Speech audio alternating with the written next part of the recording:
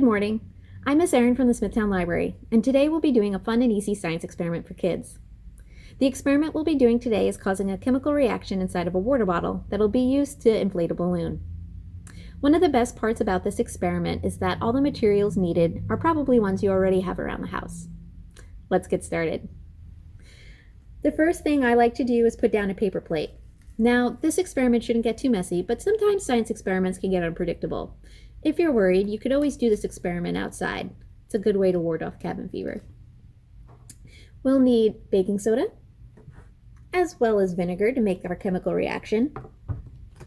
We'll of course need a balloon, and I like to give it a little stretch just to make sure it inflates as much as possible during our experiment. And then we'll also use a water bottle. Now, I also like to use a measuring cup, a measuring spoon, and also a funnel, but you can use any materials that will help you scoop the ingredients into their required receptacles. The first thing we're going to do is we're going to pour some vinegar into the water bottle. And to make it a little bit easier, I pour it into a measuring cup first. You don't need a lot. About a quarter cup to a half a cup should be more than enough. And friends, feel free to ask your grown-ups for help, because sometimes it's a little bit tricky pouring water inside of a water bottle.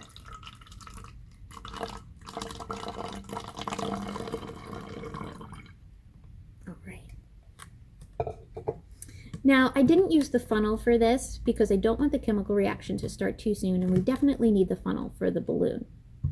Speaking of, we're going to take our balloon and our funnel, and you're going to put the balloon over the end of the funnel, and you're just going to make sure that the funnel goes all the way into the bulb of the balloon, the bigger part at the end.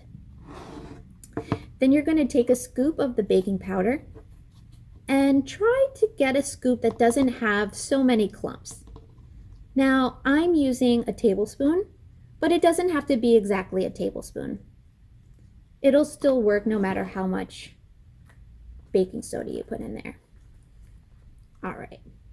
So once you have some baking soda inside your balloon, what you're going to do is you're going to stretch that neck out of the balloon again, and you're going to make sure all that baking soda is inside the bulb of the balloon. Now, very carefully, again, feel free to ask your grown-up for help.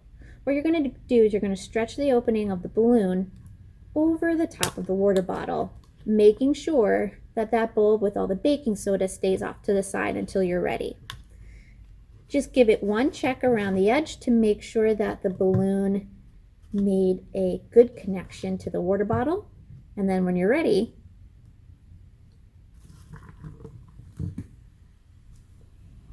that chemical reaction will start and that balloon will start to inflate for you. Now what's happening here is the baking soda and the vinegar are causing a chemical reaction which releases gas. And that gas travels up inside the water bottle and then inflates the balloon. This is a fun experiment to do again and again. The only thing I'll say is do use new vinegar and baking soda each time, because the vinegar will start to lose its potency if you use it again and again. All right, I hope you had fun doing this experiment. Feel free to send us some pictures or videos of you trying it out, and we'll see you again soon. Thanks for joining me today. We can't wait to see you in our building soon, but until then, stay well and continue to visit the library's website at www.smithlib.org for more programs and resources.